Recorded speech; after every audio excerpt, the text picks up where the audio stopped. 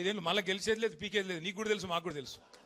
అదేదో ఉన్నప్పుడు మంచిగా సుఖంగా ఉండి ఏమన్నా 4 పనులు చేసి పో. కానీ తెల్లారు లేస్తే దరిద్రపు మాటలు. ఎవరన్నా ఇంకో నాయకుడు చచ్చిపోవాలని కోరుకుంటారా తల్లి? అసలు ఏం మాటలు అవి, ఏం మనిషి? అందుకే ఈయన మీద ఇవాళ ఈ రాష్ట్రంలో కార్మిక లోకానికే కాదు అందరికీ కూడా ఇవాళ విశ్వాసం పోయింది. కార్మికులకు నిజంగా కూడా కాంగ్రెస్ పార్టీకి కార్మికులు అంటే లెక్క లేదు. మీరు చూడండి, సిగాచి కంపెనీలో ఏం చెప్పారు, ఇవాళ ఏం చేస్తున్నారు చూడండి. ఆటో అన్నలకు ఏం చెప్పినారు? వేజ్ బోర్డు పెడతాం, వెల్ఫేర్ బోర్డు పెడతాం, నెలకు 1000 రూపాయలు ఇస్తాం, ఆటో సంక్షేమ బోర్డు పెడతామన్నారు. కానీ మీకు ఒక చిన్న ముచ్చట చెప్తాను. నేను ఆ మధ్యన ఒకసారి జూబ్లీహిల్స్ లెక్కన ఉన్నా, కారు లేదు, ఆయనతో ఆటో ఎక్కి ఇక్కడ దాకా వచ్చిన. ఇక్కడ ఏదో మీటింగ్ ఉంటే ఇక్కడికి వచ్చిన పార్టీ ఆఫీస్కి. ఏం పేరు తమ్మి నీ పేరని అడిగిన. ఆయన నడిపెట్టి ఆయన పేరు, ఆ తమ్ముడు పేరు మస్రత్ అలీ. ఆ తమ్ముడు పేరు. ఏ ఊరు తమ్మి? అదే ఈయనే ఉన్నావా? కూసో కూసో కూసో కూసో కూసో కూసో. ఆయనకు నీ కథనే చెప్తున్నా, కూసో. ఇగో ఈ తమ్ముడే. అయితే ఏ ఊరు తమ్మి, ఏం సంగతి అంటే, అన్న నాది సంగారెడ్డి జిల్లా, నేను ఇక్కడనే వచ్చి సెటిల్ అయినా అన్నాడు. సరే సంతోషం. మరి ఏం సంగతి, ఎట్లా నడుస్తుంది దందా అంటే, ఏమున్నదన్నా ఏం లేదు, అంత ఆగమైపోయింది. ఇది వరకు నేను రోజుకు 2000 సంపాదించుకొని ఇప్పుడు కనీసం 500-600 లేదు, ఆటో కిరాయి వెళ్తలేదు, ఏం లేదు. అచ్చా అట్లనా అంటే, ఇక హైలైట్ ముచ్చట చెప్తాయి. ఇక తమ్ముడు ఏం చెప్పిండంటే, ఇదే తమ్ముని ఆటో ఈయనదే రాహుల్ గాంధీ గారు ఎక్కిండు ఎలక్షన్ ముందు. ఏది, ఈయనకు 2 ఆటోలు ఉండే ఎలక్షన్ల ముందు, కాంగ్రెస్ గవర్నమెంట్ రాకముందు. ఇప్పుడు ఏం దొరికేనా, 2 ఆటోలు అమ్ముకున్నాడు, ఇప్పుడు కిరాయి ఆటో నడుపుకుంటున్నాడు. కొన్ని లెగ్గులు అట్లుంటాయి. నీ లెగ్గుని ఆటోలో పెట్టిండు, ఆటో కూడా నాశనం అయింది.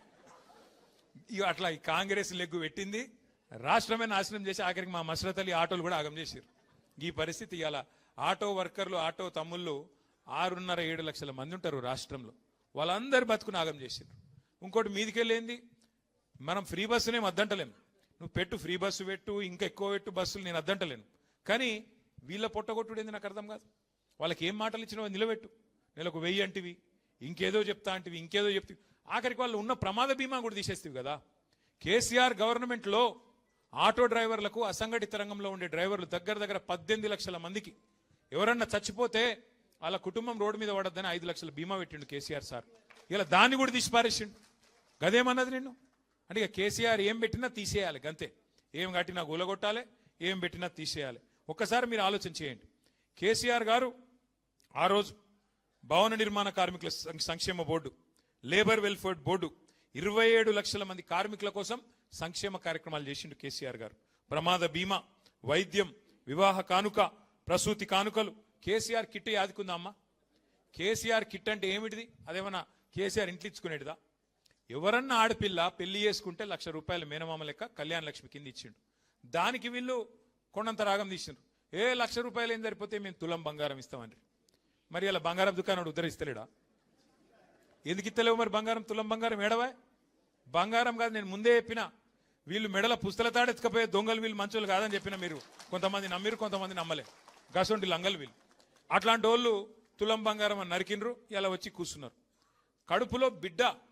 కడుపులో లగ్గమైన తర్వాత కడుపులో బిడ్డ పడితే, ఆ బిడ్డ గవర్నమెంట్ ఆసుపత్రిలో ప్రసూతికి పోతే, ఆడపిల్ల ఉడితే మహాలక్ష్మి పుట్టిందని చెప్పి 13,000 రూపాయలు ఇచ్చి, మగపిల్లగాడు పుడితే 12,000 రూపాయలు ఇచ్చి, దాని వెనుక కూడా కేసీఆర్ గారి గొప్పతనం ఏందో మీకు ఒక్క నిమిషం చెప్తాను. మేము అడిగిన మీ ప్రోగ్రాం పెట్టేటప్పుడు సార్ను, సార్ ఈ పైసలు ఇచ్చుడు ఎందుకు సార్? వాళ్ళ కేసీఆర్ కిట్ ఇచ్చి ఆ పిల్లగాళ్ళు ఆడుకునేందుకు గిల్క, ఆ పౌడరు, ఆ నూనె, షాంపూ గవి ఇస్తే సరిపోతుంది కదా, బెడ్డు గిడ్డు అని మేము అడిగినాం. సార్ ఏం చెప్పిండు ఎరికేనా? పేద ఇండ్లల్లో పిల్ల ప్రసూతికి వచ్చేదాకా, రేపు తెల్లారి డెలివరీ అయినదాకా పనిచేస్తారు. దిక్కు లేక, పైసలు లేక, ఆమె పని చేయకపోతే కుటుంబం నడవక ఆగమవుతారు. ఆ పిల్ల పని చేసుకుంటూ పోతే బిడ్డ ఆరోగ్యం దెబ్బతింటది, తల్లి ఆరోగ్యం దెబ్బతింటది. అందుకే మాతా శిశు మరణాలు పెరుగుతాయి. ఆ 6 నెలలు పని చేయకుండా నెలకు కనీసం 2,000 రూపాయల చొప్పున, ప్రసూతికి ముందు, ప్రసూతి తర్వాత, దానికోసం పైసలు ఇస్తున్నా అని చెప్పిండు. గింత ఆలోచన చేసిన ముఖ్యమంత్రి ఎవడన్నా ఉన్నాడా భారతదేశంలో? 12,000, 13,000 అంటే ఏదేదో మీ ఓట్ల కోసమో దానికోసమో ఎలక్షన్లో పెట్టించినవి కావు. కేవలం ఆడపిల్లల మీద గౌరవం, శ్రమజీవుల మీద ఉండే గౌరవంతో కేసీఆర్ గారు అన్నాడు, మీరు ఇబ్బంది పడద్దు, ఆ పిల్ల తల్లి ఇబ్బంది పడద్దు అని చెప్పి ఆ ప్రోగ్రాం పెట్టిండు. ఇలా దాన్ని కూడా తీసేసిండు. పేరు మార్చుకొని నేను అద్దనన్నా? కేసీఆర్ కిట్ కాకపోతే రాహుల్ గాంధీ కిట్ అని పెట్టుకుని అద్దనన్నా? పెట్టు, అది పెట్టరా అయ్యా అంటే అది పెట్టడట, అది తీసేస్తాడు. పేరు మారు, అన్ని మారుస్తూనే ఉన్నావు కదా, ఇది కూడా మారు. ఇందిరమ్మదో లేకపోతే సోనియమ్మదో రాహుల్ అయ్యేదో ఇంకెవరిదో పెట్టుకో పేరు, మేము అద్దంటలేం కదా, గది కూడా తీసేసిండు. అట్లాగే మీరు ఆలోచన చేయండి, ఇన్సూరెన్స్, ఆటో డ్రైవర్ల ఇన్సూరెన్స్, డ్రైవర్ల ఇన్సూరెన్స్ గది తీసే అవసరం ఏముండే, అది కూడా తీసి రెన్యువల్ లేకుండా వాళ్ళని నాశనం చేసిండు. రవాణా రంగంలో, రవాణేతర రంగంలో, హోం గార్డులకు 5 లక్షల ప్రమాద బీమా కేసీఆర్ గారు ఇస్తే అది కూడా తీసేసిండు. గీత కార్మికులకు, నేత కార్మికులకు కేసీఆర్ గారు 6 లక్షల ప్రమాద బీమా కల్పించారు. ఇగో మా శ్రీనివాస్ గౌడ్ అని ఇక్కడే ఉన్నాడు. ఆనాడు ఎక్సైజ్ మినిస్టర్గా శ్రీనివాస్ గౌడ్ గారు అడిగితే గీత కార్మికులందరికీ 6 లక్షల ప్రమాద బీమా చేసినాం. నేతన్నలకు, గీతన్నలకు 200 రూపాయలు ఉన్న పెన్షన్ 2000 చేసుకున్నాం.